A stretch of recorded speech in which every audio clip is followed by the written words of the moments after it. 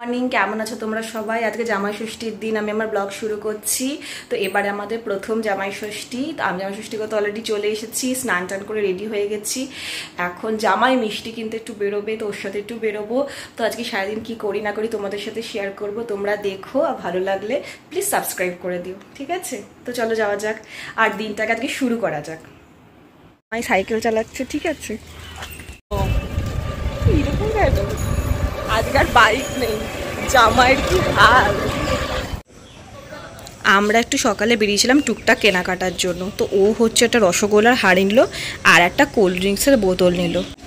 এরপর আমরা গেছিলাম একটা কাশপিতলের দোকানে, কারণ ওই দিন জামাইকে নতুন বাটায় করে নাকি ফল মিষ্টি দিতে হয়। তো আমি সেটা এখান থেকে কিনে নিচ্ছিলাম, কারণ মা ওটা কিনতে ভুলে গেছিলো। তারপর ও একটা আইসক্রিমের বার নিল। যদিও ডাব মালাইটা খুঁজছিলাম, ডাব মালাই ছিল না, এই চকলেট ফ্লেভারটাই নিতে হলো। কিছু বলো বলো কিছু। এই যে আমি ঘর জামাই থাকি, তাও যে তোমরা কিছু বলছো না, মানে ভালো, তোমাদের কতদিন সহ্য করবে আমি জানি না, এখনো সহ্য করে যাচ্ছ, এটাই তো অনেক। আর কোন দিকে? ডান দিকে। তুমি একটু ভালো কথা বলো না, দুটো ভিডিও করতে পারছি না, ভালো কথা বলো না। ঘর জামাইদের ভালো কথা কিছু হয় না। আমি ঘর জামাই, ওই জন্য দেখো আমাকে সাইকেল চালানো হচ্ছে।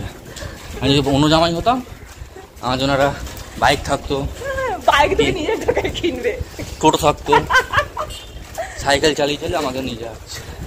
ফালতু কথা কেন বলবো? ফ্রি ফ্রি খাওয়াচ্ছি আবার কি, ওইটুকুই অনেক। ভালো কথা বলতে পারো? ভয় দেখায়, জানো তো। দুটো ভালো কথা বলতে বললে এরকম করে কেন? বলছি তো ভালো কথা বলো। আমার বউ, আমার শাশুড়ি মা কত ভালো, যে মেয়ের বিয়ে দিল, কম দামি জামাই, ইনকাম বেশি নেই, তারপর জামাই ঘরে থাকে, জামাই ঘরে থাকে, খায় দায় ঘুমায়, কিছু বলে না, কোনো অভিযোগ নেই। তারপর যেইভাবে দিন চলছে, যতদিন বউ থাকবে, মানে বউ থাকবে মানেটা কি? বউ যখন মনে করবে না থাকবে না, ছুঁড়ে ফেলে দেবে। হয়েছে বলা। হ্যাঁ।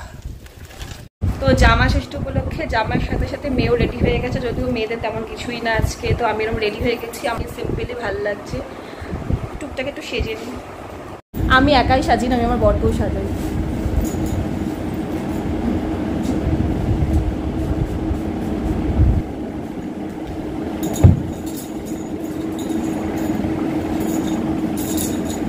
খুব লেট হয়ে যাচ্ছে, সেটা একটু তাড়াতাড়ি মেকআপ করতে হবে, 2 মিনিটের মেকআপ, ঠিক আছে? আমার বর বলছে আমি কালো হয়ে গেছি, সেই জন্য ওটা ফর্সা করা ক্রিম মাখাই না।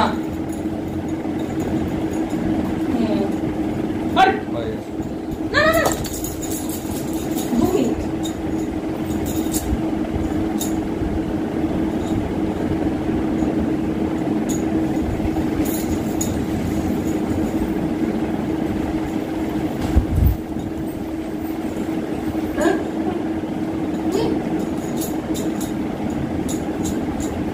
কে বলেছে শুধু মেয়েরাই সাজবে, ছেলেরাও সাজবে? আমার ঘরের ওই লাইটটা জ্বালিয়ে দিয়েছ। 2 মিনিট, 1 মিনিট, 1 মিনিট। লিপস্টিক না,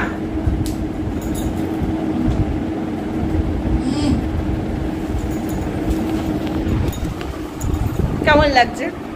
মনে হচ্ছে কিছু সাজিয়েছি, আমি তো মনে হচ্ছে সেজেছি। তো আমার বর আমার কাছে গয়না পরিয়ে দেবে, ঠিকঠাক করে পরিও প্লিজ।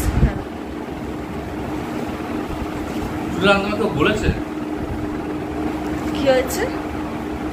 কি হয়েছে? জামা ষষ্ঠী তো আমার, তোমার তো দেখি পড়া হয় না, একটু পড়াও, তাড়াতাড়ি পড়াও। খাবো তো আমি। আমি তো খাবো না, খাবার পরে ইন্টারেস্টিং একটু ছবি টবি তুলবো।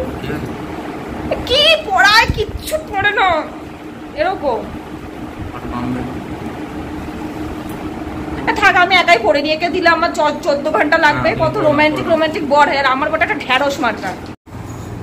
তো আমি খুব অল্পই সাজছি, ঠিক আছে? বেশি কিছু সাজছি না, কিন্তু সাজতে সাজতে দেখছি অনেকটাই সাজ হয়ে যাচ্ছে, কি আর করা যাবে, ঠিক আছে? আমার বর বলছে তোমার জামাই ষষ্ঠী না আমার জামাই ষষ্ঠী। বলছি হ্যাঁ জামা ষষ্ঠী তোমার তো কি হয়েছে, তাই বলে তুমি সাজবো না, এটা হতে পারে? তো সুযোগ পেয়েছি আমি, সুযোগ আমি ছাড়ি না, সাদা সুযোগ আমি ছাড়ি না, সাদা সুযোগ পেলে আমি।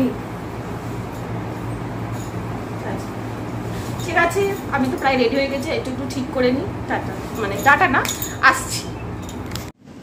তো এই প্রদীপটা আমাকে বিয়েতে সীমা বৌদি দিয়েছে, থ্যাংক ইউ সীমা বৌদি। আমি এটা আজকে জামা ষষ্ঠী উপলক্ষে উদ্বোধন করছি। ঠিক আছে, প্রদীপটা ঠিক যায় না কিরকম কি কেরামতি, ঠিক আছে চেষ্টা করছি।